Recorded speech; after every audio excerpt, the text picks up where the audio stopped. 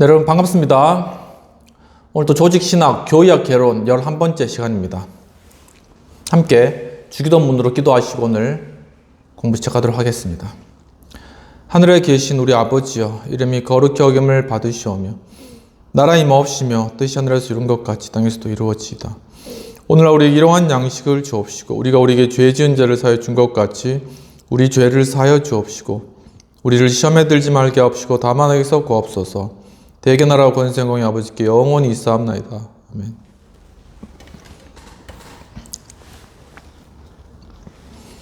제가 계속 이제 교의학 개론 부분에 대해서 공부하고 있습니다.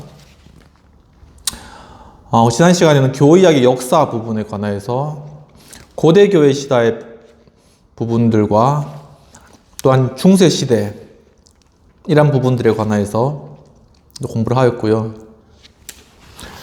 이번 시간은 종교개혁 시대부터 시작하도록 하겠습니다. 종교개혁 시대 신학의 특징은 성경의 절대적인 규범적 권위가 특별히 부각되고 오직 믿음으로만 의롭게 된다는 교리가 매우 강조된 점이었다라고 이야기를 하고 있습니다. 루터는 그 작품에서 과학적이고 교의적이라기보다는 대단히 실천적이고 논쟁적이었습니다. 그가 신학계에 공헌한 교리적 근로는 노예의 지론이 유일한데, 여기서 그는 아우구스티누스의 예정 교리를 명료하게 해설하고 있습니다. 종교개혁 시대에 나온 조직적인 성격의 작품들 중 중요한 의의를 지니는 것으로는 특히 세 가지라고 이야기를 하고 있는데, 첫 번째는 멜란히톤의 신학 총론, 두 번째는 찌빙글리의 참 종교와 거짓 종교에 대한 주석, 그리고 세 번째는 칼빈의 기독교 강요가 되겠습니다. 한 가지씩 살펴보도록 하겠습니다. 첫 번째, 멜란히톤의 신학 총론에서는 멜란히톤의 이 작품은 개신교 최초의 교의학의 입문서라고 하겠습니다. 이 책은 로마서의 순서를 따라 진리를 해설하고 있습니다. 이 책의 초판에서는 저자는 루터와 전적으로 일치하고 있으나 후기의 판에 가서는 많은 반대자들에게 양보하여 여러 가지 점에 있어서 루터와 결별하게 됩니다. 루터와는 달리 멜란히톤은 기독교에 있어서 윤리적 요소를 강조하였고 신앙을 특히 구속받은 자들의 도덕적 행정으로 강조했습니다. 그는 시간의 흐름과 함께 예정 교리 또한 약화시키는 경향을 보였고 인간의 자유의지 교리를 지지하였습니다. 이 점에 있어서 그는 에라스무스의 강력한 영향력에 굴복한 것입니다. 그와 동시에 그리스도론과 성찬 교리에 있어서도 칼빈에게 양보를 하였습니다. 그의 최종 입장은 어느 정도 루터와 칼빈 사이의 어떤 중도적인 입장이라고 보시면 되실 것 같습니다. 두 번째는 찌빙글리의 참 종교와 거짓 종교에 대한 주석이 되겠습니다. 샤프는 스위스의 위대한 개혁자가 쓴 이 책을 가리켜 신앙에 관한 최초의 조직적인 해설이라고 불렀습니다. 그러나 이 책이 개혁신앙의 근본적인 사상들을 담고 있긴 하지만 이것을 두고 균형이 잡히고 체계적인 전체라고 보기엔 어렵다고 벌커프 교수님은 그렇게 보셨습니다. 저자는 루터처럼 믿음으로 의롭게 된다는 교리를 다른 모든 것들 이상으로 강조하지 않고 하나님의 절대적인 주권과 그분에 대한 인간의 전적인 의존을 강조하였습니다. 그는 예정 교리에 대하여 칼빈보다 강하고 덜 신중한 용어로 말하고 있습니다. 그리고 성만찬 교리에 있어서는 칼빈이 영적 견해에 접근은 하고 있으나 거기에 미치지는 못하고 있는 그러한 상황입니다. 그리고 세 번째는 칼빈의 기독교 강요가 되겠습니다. 칼빈의 이 강요는 찌빙글리의 주석보다 훨씬 탁월한 것으로 신기원을 여는 것이라 하겠습니다. 이 책은 4권으로 되어 있는데 그중 첫 3권은 삼위일체의 순서를 따르고 있으며 넷째 권은 교회 및 성례를 다루고 있습니다. 책 전체를 지배하는 중심 사상은 하나님의 절대중권 사상입니다. 진리를 해설함에 있어서 처음부터 끝까지 교리와 윤리가 밀접하게 얽혀 있으며 기독교적 삶의 실천적인 측면이 대단히 부각되어 있습니다. 칼빈의 이 작품은 그 간결함과 사상의 명료함, 내용의 적절한 배분, 표현의 온화함 등으로 합당하게 칭송을 받고 있습니다. 이 책은 개신교 신학에서 좀 더 후기 나온 학문 위주의 작품들과 완전히 대조를 이루고 있습니다. 종교개혁 시대에 대단히 중요한 작품으로는 우르시누스의 하이델베르크 요리 문답 해설을 들 수 있겠습니다. 하이델베르크 요리 문답은 저희가 이제 하우스 처치에서 작년에는 개혁교회의 그런 예배가 예정돼서 제가 강의를 하였고, 그리고 그 전년도 재작년에는 바로 하이델베르크 요리 문답에 대해서 1년 코스로 그렇게 동영상을 촬영하였습니다. 그래서 필요하신 분은 그 동영상을 참조해 주시면 감사하겠습니다. 그리고 네 번째 D, 개신교 스콜라주의 시대가 되겠습니다. 17세기의 신학이 전체적으로 대단히 논쟁적이었다는 것은 별 놀랄 만한 일이 못 되는 것입니다. 종교개혁은 먼 과거에 호소함으로써 바로 직전의 과거와는 결별해야 했습니다. 종교개혁은 중세시대의 계급적 교회가 초대교회의 신학이 지적한 길에서 멀리 벗어나 있었음을 보여주어야 했습니다. 뿐만 아니라 개인적인 판단의 권리를 옹호함으로써 전통적인 기초들을 어지럽혔습니다. 그 결과 종교개혁 교회에서 다양한 의견들이 나타나 각기 다른 신앙 고백으로 구체화되었습니다. 꼬치꼬치 따지는 논쟁이 수없이 많았고, 시간의 흐름과 함께 형식주의 및 지성주의 정신이 승리를 거두어 냉각시키는 결과를 낳았으며 신학 연구에 있어서 스콜라주의적 방법을 도입하기에 이르게 됩니다. 첫 번째로는 루터파에서의 교회학 연구를 살펴보도록 하겠습니다. 흔들리던 멜라니톤의 입장은 곧 반발을 초래하였고 16세기 말엽 및 17세기 초기에 루터교 신앙, 곧 루터 자신의 신앙이며 아우쿠스부르크 신앙 고백 초판의 신앙에 대한 강한, 때로는 광신적인 집착을 보인 한 무리가 등장하였습니다. 이 무리의 유능한 대변자는 후테루스와 특히 루터교 신학자 중 가장 위대한 자로 칭송받는 존 게르하르도였습니다. 그의 신학 총론이 가장 중요한 저작인데 이 책은 자료를 철학적으로 전개하고 체계적으로 정리한 것으로 유명합니다. 칼릭스투스는 극단적인 루터 교도들의 태도에 반대하고 사도신경과 초기 5세기 동안의 교리로 돌아갈 것을 주장하였습니다. 그는 우호적으로 마음을 바꾸어 멜라니톤의 신학을 지속하고자 하였습니다. 그렇지만 칼릭스투스의 운동은 매우 박식하고 극단적인 루터교 입장에서 열렬히 헌신한 칼로비우스라는 사람이 거대한 반대에 부딪히게 되었습니다. 그는 12권으로 된 그의 저서 신학론 체계에서 정통 루터교 신앙을 면밀하게 해설하였습니다. 유명하고 영향력 있는 다른 두 루터교 신학자인 쾨스테트와 홀라즈의 작품들도 같은 노선을 걷고 있습니다. 그럼 두 번째로는 개혁주의자들의 교양 연구를 살펴보도록 하겠습니다. 의견의 차이는 루터교 신학자들에게만 국한되지 않고 개혁주의자들 사이에서도 나타났습니다. 이 차이점들 가운데 순전히 형식적인 것들도 있지만 그보다 내용적인 성질의 것들도 있었습니다. 진리에는 철저히 충실했으나 진리를 도식적으로 정리하고 온갖 종류의 논리적인 특징을 가졌다는 점에서 칼빈을 훨씬 넘어간 신학자들도 있었습니다. 또 근본적인 진리를 약화시키고 심지어 교묘히 외면하기까지 한 신학자들도 있었습니다. 어떤 이들은 당대의 철학사상, 특히 데카르트 철학의 영향을 과도하게 받아 그것으로 교리를 해설하기도 하였습니다. 교리의 원래 형태에 관련된 내용입니다. 제네바에서 칼빈의 뒤를 이은 테오도르 베자는 칼빈보다 더 스콜라적이었고 타락전 예정설을 주장함으로써 훨씬 더 극단에 치우쳤다고 할 것입니다.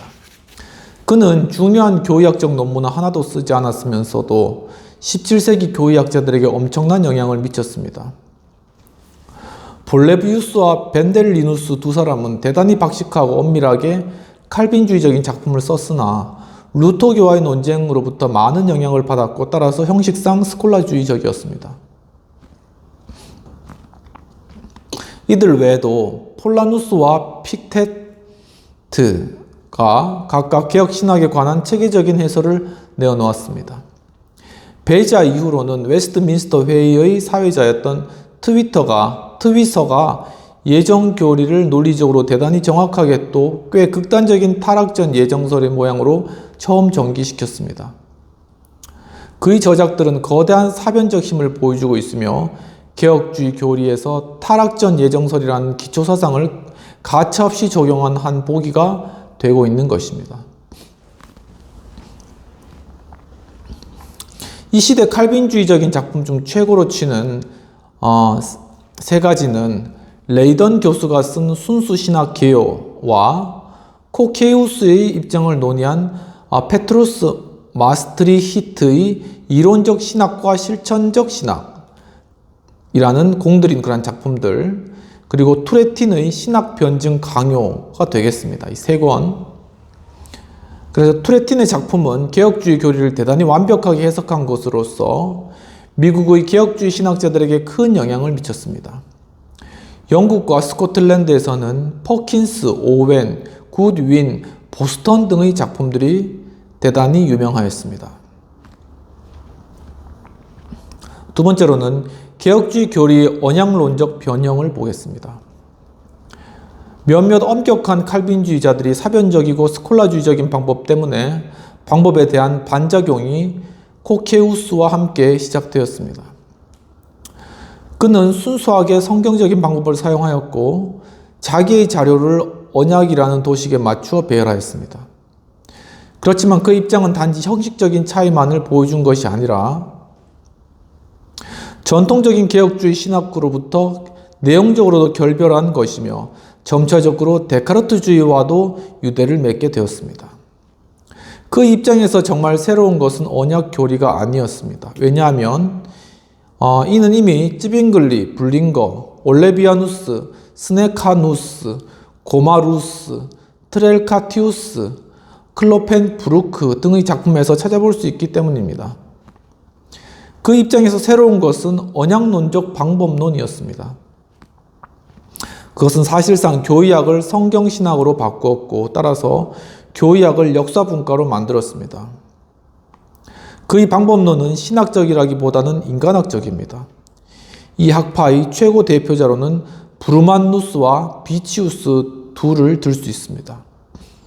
브루만누스의 신학 개요는 두 사람의 작품 가운데 단연 최고의 것으로서 코케우스 학파의 주된 특징이었던 억지서기가 나오지 않는 그러한 책이 되겠습니다. 비치우스의 언약에 관하여는 신학개요보다는 좀 못하지만 미국에서 더 잘 알려져 있습니다.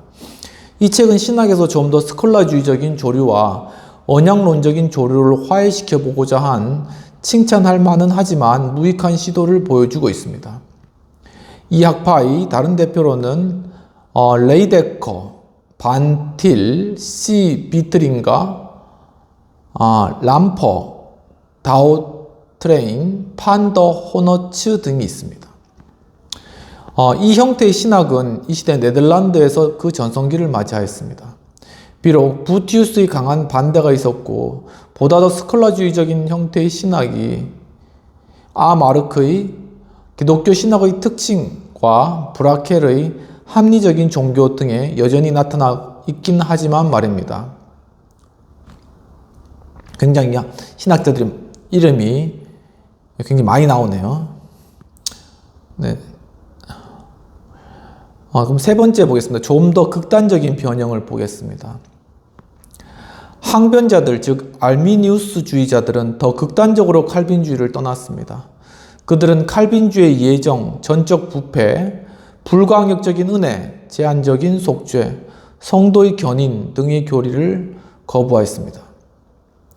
알미니우스 자신은 자기 추종자들이 옹호한 극단으로 흐르지 않았습니다. 에피스코피우스는 그의 신학 강요에서 알미니우스주의의 신학을 명료하고도 완벽하게 해설하고 있으며 크로티우스는 그의 그리스도의 만족에 대한 보편적 신앙의 옹호에서 통치적 구속이론을 전개하고 있습니다. 이 학파는 기독교 신학이라는 이름으로 된 림보르크의 세심한 작품과 함께 합리주의의 방향으로 달리게 되었습니다. 메코비우스와 부티우스는 이 학파를 가장 강력하게 반대한 사람들이었습니다. 그리고 소미르 학파는 엄격한 칼빈주의를 수정해 보려는 또 다른 시도였습니다. 아미랄두스는 가설적 만인 구원론을 가르쳤고 플라케우스는 간접적 전가 교리를 가르쳤습니다. 스위스 일치 신조의 두 저자 하이데거와 투레티는 이들 오류와 싸웠습니다. 그러면 세 번째로는 로마 교회에서의 교의학 연구는 어떻게 되어갔나 하는 부분들을 또 함께 살펴보도록 하겠습니다. 개신교 교의학의 발전이 두드러진 이 시대에는 주목할 만한 카톨릭 교의학자도 몇 사람 있었습니다. 벨라미는 그들 중 최고봉으로 인정되고 있습니다. 기독교 신앙의 논쟁에 관한 토론이라는 이름을 가진 그의 위대한 작품은 그가 문학적 기품을 지닌 사람이요 또 뛰어난 변론가임을 보여주고 있습니다. 이 책은 카톨릭 교의학을 거의 완벽하게 해설하고 있으며 예수회의 교황 지상권적 입장을 나타내고 있는데 이들의 죄 및 은총 교리는 반펠라기우스적인 것이었습니다. 그리고 다른 뛰어난 학자는 페타비우스인데 그는 신학 교리에 관하여라는 이름으로 된 꽤 노력을 기울인 그러나 완성되지 못한 저작을 출판하였습니다. 대단히 알찬 이 책은 기본적으로 교의 역사 책으로서 개혁주의 신학자들 사이에도 호평을 받고 있습니다. 끝으로 1640년에 출판된 얀센의 아우구스티누스를 언급해야 하겠습니다. 이 책은 예수의 반펠라기우스주의적인 교리에 반대하여 아우구스티누스의 은총 교리를 옹호하고 있습니다. 이러한 얀센주의는 1713년 교황의 정죄를 받았습니다. 굉장히 신학자들이 명석하고 이 당시에 최고의 그런 지성인이었죠. 그래서 이분들이 이제 쓴 그러한 책들이 굉장히 이제 지성적이고 뛰어난 그러한 책들이 되겠습니다. 거의 천재적이었죠, 이 사람들은. 그래서 이제 이런 것들을 이제 가지고 현대 신학자들이 연구를 해가지고 이 벌커브 교수님도 이런 것들 이렇게 작성하면서 이제 이 책을 뭐 다 읽지는 못하더라도 배경적인 건 다 알아야 되지 않겠습니까? 근데 아무튼 굉장히 이렇게 학문적으로 좀 깊고 탁월하다는 그런 느낌을 좀 많이 받는 것 같습니다. 그리고 다섯 번째, 2로 합리주의 및 초자연주의적인 시대에 관한 그러한 교의학의 역사적인 그러한 내용들을 살펴보도록 하겠습니다. 이 시대의 교의학은 어느 정도 반동적인 성격을 띠었습니다. 한편으로는 당대 신학 연구의 형식주의와 차가운 지성주의, 곧 죽은 정통이라고 불린 것에 대해 반발하면서 신학 연구에 새로운 생명을 주입시켜 신학으로 하여금 살아있고 실천적인 신앙에 좀 더 직접적으로 도움이 되게 만들고자 했으며, 다른 한편으로는 성경과 또 교의학에서의 교회적 전통의 우세한 영향에 대해, 그리고 교회의 역사적인 신조들이 가르치고 있는 교리들에 대해 특별히 강하고도 끈질기게 반발하였고, 권위에 속박되지 않고 인간 이성의 인도를 받는 새로운 길을 개척하려는 광범위한 운동이 일어났습니다. 아마 이 계몽주의적인 그런 영향력이 상당히 미치지 않았나 그런 생각이 좀 들고요. 그래서 결론적으로 옛 방벽들은 무너져 내렸고 교회에서는 합리주의적 배교가 놀라울 정도로 번져갔다고 합니다. 그럼 첫 번째로는 경건주의적 교의학입니다. 17세기 마감 및 18세기 시작과 함께 특히 루터교에서 경건주의라는 것이 생겨났습니다. 경건주의의 주된 대표로는 슈페너, 프랑케, 프라일링하우젠, 랑게, 람바흐, 웨팅거 등이 있습니다. 그들은 교의학을 스콜라주의적 형식주의로부터 해방시키고자 하였고 성경적 단순함으로 돌아갈 것을 주장하였습니다. 이 관점에서 볼 때 이들 중 몇 사람, 예를 들어 슈페너, 프랑케, 프라일링하우젠, 웨팅거 등은 비록 진리에 대해 뛰어난 체계적 해설은 시도하지 않았지만 교의학에 큰 공헌을 했다고 보았습니다. 당대의 전통은 처음에 경건주의를 반대했으나 결국은 그 정신에 굴복하고 말았습니다. 그리하여 신학 연구에서 실천적 경건을 강조하며 생겨난 새로운 사조는 모든 스콜라주의적인 현학성에 도전하게 됨으로써 논쟁에서 위대한 중용을 나타내게 되었습니다. 두 번째로는 합리주의적인 교의학입니다. 경건주의를 방해한 주된 영향은 모든 신학적 진술들을 수학적 공식으로 환원시키려는 야심을 가졌던 볼프가 도입한 합리주의 형태로 나타났습니다. 그에 따르면 실제적인 증명에 의해 완전하게 단순화되지 않은 것은 무엇이든지 가르치기에 합당하지 않다는 것이었습니다. 카프조 비우스는 이 방법에 따라 교회의 가르침들의 진리성을 증명하기 위해 글을 썼습니다. 바움가르텐과 모스하임도 이 노선을 따랐습니다. 대체로 이 사람들은 여전히 정통적이었으나 진리의 종교적 가치를 올바로 인식하지 못하였습니다. 그들에게는 교회의 교의가 우선적으로 역사적 학문이나 지적 증명의 대상이 되었습니다. 그러나 볼프의 영향이 신학 연구에 있어서 철저하게 합리주의적인 발단의 경향의 발단이 되었습니다. 이성의 빛은 많은 신학자들을 부추겨 부분적으로는 소지니적이고 또 부분적으로는 알미니우스적인 입장을 채택하게 하였습니다. 이 경향은 특히 퇴르너와 제물러의 글에서 볼 수 있습니다. 그리고 영국에서는 합리주의적인 움직임이 더 구체화되어서 이신론의 형태로 나타났는데 이는 초자연적 계시를 부인하고 자연 종교의 체계를 전개하는 일을 목표로 한 것입니다. 그렇지만 영국의 이신론자들은 교의학 역사에 거의 아무 자료도 제공해 주지 않고 있습니다. 더 큰 영향을 미친 것은 유니테리안 운동인데 이는 신학에서 소진이적 요소를 지속시킨 것입니다. 프리스틀리는 그의 자연적 및 계시적 종교 강요라는 책에서 순수한 자연주의의 체계를 세웠습니다. 독일에서는 지성적인 계몽을 자랑하는 표면적 합리주의를 칸트가 처음 성공적으로 반대했습니다. 그러나 그의 순수 이성의 한계 내에서의 종교는 여전히 순전히 합리주의적입니다. 티프트룽크는 칸트적 정신으로 교의학을 치필했고 베크샤이더도 한 걸음 더 나아가 이성주의적 입장을 여전히 주장하였습니다. 세 번째로는 초자연주의적 교의학이 되겠습니다.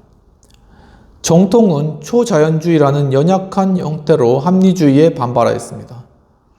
초자연주의는 초자연적 계시를 인정하고 성경을 종교적 진리의 규범으로 존중하였지만 그럼에도 불구하고 이성으로 하여금 성경에서 본질적인 것이 무엇이고 아닌 것이 무엇인지 다양한 방법으로 결정하도록 허용하였습니다. 그리하여 초자연주의는 계시의 내용을 축소시켰고 온갖 것들을 허용함으로써 계시로 하여금 이성과 나란히 서도록 그렇게 만든 결과가 되어버렸습니다. 초자연주의는 사실상 이성과 계시 사이의 타협이었습니다. 이 연약한 입장을 대표자는 두덜 라인, 크나프, 슈토르 등입니다. 합리주의와 초자연주의 사이의 화해를 특별히 브레트 슈나이더가 시도하였는데 그는 교의학에서 생기는 개념에 대한 조직적 해설과 개신교 교의학 지침서라는 두 작품을 통해 커다란 영향력을 행사했습니다. 이와 다소간 비슷한 입장을 데베테라는 분이 기독교 교의학 강의와 종교와 신학에 관하여라는 그런 책에서 보여주고 있습니다. 그는 계몽시대의 특징인 피상성과 영성 결핍을 초월하여 종교적 감정들을 정당하게 다루고자 했었으며 교의학의 근본적 진리들을 개인적 경험의 주관적 진리들에 대한 상징적인 표현으로 설명하였습니다. 그리고 이제 6번째 현대신학시대 F, 현대신학시대로 살펴보도록 하겠습니다. 19세기에는 신학적 조류가 다양해졌으며 여러 학파들, 물론 이들을 엄밀한 의미에서는 학파라고 부르긴 어렵지만 여러 학파들의 주의를 기울일 필요가 있다고 하겠습니다. 하지만 이들 중에 단순히 스스로를 다양한 방법으로 나타내는 그리고 심지어 예리한 차이들까지 드러내는 일반적인 경향성만을 나타내는 사람들도 있었습니다. 첫 번째로는 슐라이어마허와 그의 학파가 되겠습니다. 슐라이마허는 19세기 신학적 발전이 시작될 무렵의 지적인 거성입니다. 그는 자기 시대의 다양한 신학적 조류들을 자기 안에서 연합시켜 종교적 통일체로 융화시키고자 하였습니다. 그 결과 생겨난 것이 합리주의, 초자연주의, 경건주의의 혼합이었습니다. 그는 기독교가 새롭고 점도 높은 차원의 생명을 세상에 도입하였음을 경험을 통해 배웠고 이 생명은 가능한 모든 종교적 조류들을 통합시켜야 한다고 확신하였습니다. 그의 오만한 마음이 그로 하여금 모든 사상 학파에 대하여 연민의 자세를 취하게 만들었고 각각에 있는 좋은 요소들을 융합하도록 만들었습니다. 그러나 그는 자기의 종교적 경험을 지적인 개념으로 변형시키고 그것들을 정합적인 교의 체계로 결합하고자 한 시도에는 성공하지를 못하였습니다. 그의 신학은 사실상 모든 종류의 견해를 시인하는 것으로 바뀌어 버렸습니다. 이것이 로마 교회도 개신교회도 그리고 합리주의와 신비주의자까지도 그에게 호소하고 있다는 사실을 설명해 줍니다. 그가 아무리 위대한 종교사상가라고 하더라도 그의 과학적 신학은 성공하지 못하였습니다. 그의 신학은 온갖 종류의 잡다한 요소들로 구성되어 있으며 따라서 모순으로 가득합니다. 종교 담화와 독백집에서 그는 전적으로 독일 관념론의 초기 양상인 낭만주의 영향 아래 있는데 이 사상은 칸트에게서 헤겔로 이어지는 과도기 역할을 한 것입니다. 종교란 하나님 곧 절대자에 대한 감각, 우주에 대한 감각인데 이는 우주가 곧 하나님이기 때문입니다. 슐라이어마허는 이것을 가리켜 우주로 기울어짐이라고 부릅니다. 그리고 하나님은 사유의 대상이 아니라 사람의 느낌이라는 시면에서 즐겨야 하는 대상이 되어버렸습니다. 하나님에 대한 이 즐김이 곧 종교인 것입니다. 굉장히 벌컵 교수님 슐라이어마에 대해서 비판적으로 기술하고 계시네요. 그의 교의학은 똑같은 철학적 원리를 담고 있으나 종교적 감정이 이제는 절대적인 의존의 감정으로 묘사되고 하나님은 절대적인 인과율이며 기독교의 특징은 윤리적인 종교라는 것으로서 그 안에서 모든 것이 그리스도를 통한 구속과 관련되어 있다는 차이점입니다. 슐라이마허에 따르면 교의들은 의식 또는 감정에 대한 주관적인 상태들을 묘사한 것이며 더 구체적으로는 기독교 공동체나 그리스도의 인격에 의해 정해지는 의식들에 대한 상태라는 것입니다. 슐라이마허와 함께 교의학은 하나님의 말씀이라는 견고한 토대를 떠나게 되어 인간 경험이라는 표현하기 쉬운 모래에 의존하게 되어버립니다. 슐라이마의 교의학을 그대로 다 받아들이는 사람은 아무도 없습니다. 그러나 그는 이후 전체적인 신학의 전개에 지배적인 영향력을 행사하고 있습니다. 슐라이마허의 직접적인 제자들 중 A. 슈바이처가 그의 교의적 원리에 가장 충실하였습니다. 그의 저서들 중 개혁교회의 교의학, 개혁교회 내의 개신교 교의학, 기독교 교의학 등이 가장 유명합니다. 첫 번째 책에서 그는 슐라이마허의 의존의 감정을 개혁주의 예정 교리와 연결시킵니다. 그리고 마지막 책에서 교의학이 그 자료를 살아있는 그리스도인의 의식에서 구해야 한다는 사실을 강조합니다. 개혁주의 교리에 대한 그의 묘사는 여러 가지 반론에 노출되어 있습니다. 그의 책들과 다소간 비슷한 것으로는 J.H. 스콜텐의 개혁교회의 교의, 그리고 쉰켈의 양심의 입장에서 본 기독교 교의학 등이 있습니다. 립시우스는 특히 슐라이마허의 입장과 구별되는 입장을 주장하였으나 슐라이마허의 입장과 마찬가지로 자기의 체계를 기독교적 의식이라는 관점 위에 세우고 있습니다. 그에게 종교는 의존적인 감정일 뿐만 아니라 자유를 느끼는 것이기도 합니다. 그는 성육신의 고유한 의의를 부인하며 그리스도를 전형적인 사람의 아들로서 그분 안에 인간의 하나님과의 영적 연합을 깨닫는다고 보았습니다.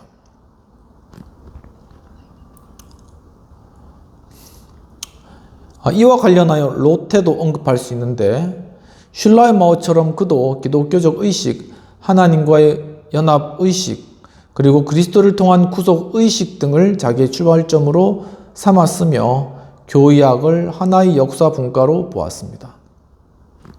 오늘 여기까지 공부하고 다음 시간부터는 현대신학 시대의 사변적 학파에 관련된 그러한 내용들 함께 살펴보고 그 다음에 신루터교 학파, 그 다음에 중도파, 리칠 학파, 그리고 개혁주의 신학 요까지를 이제 다루면은 현대 신학 시대까지 역사적인 그러한 교의학의 그러한 역사 변천이 되고요. 그 다음에 제 2부로 넘어가서 교의학의 원리라는 그러한 부분에 대해서 배우도록 하겠습니다. 점점 더 흥미진진해지는 것 같지 않습니까? 예. 그럼 기도하고 마치도록 하겠습니다. 하나님 아버지, 오늘 또 좀 귀한 시간 주셔서 이 교의학의 역사적 변천 과정 가운데 주님 중요한 그러한 신학자들과 그의 책들과 그 입장들을 공부할 수 있도록 그러시는 감사합니다. 이런 것들 계속 저희가 공부해 나감으로 말미암아 이 기독교 교의학의 그러한 개념과 또한 그 흐름들을 우리가 발견해 나가고 이 가운데 참으로 주님 그리스도의 말씀에 근거한 전통 신학을 어떻게 우리 내면 가운데 또 우리 사상과 생각 가운데 정립하여질지 생각하며 이런 것들을 공부하는 복된 시간 될 수 있도록 주께서 인도하여 주옵소서. 감사하고 모든 말씀 우리 주 예수님 이름으로 기도합나이다. 아멘. 오늘도 공부 참석해 주셔서 감사합니다. 일주일간도 좀 날씨가 약간 더워졌는데 또 이렇게 나들이도 하시고 또 일교차가 좀 심한데 몸 건강도 잘 유지하시고 좋은 한 주 보내시기를 기원드립니다. 감사합니다.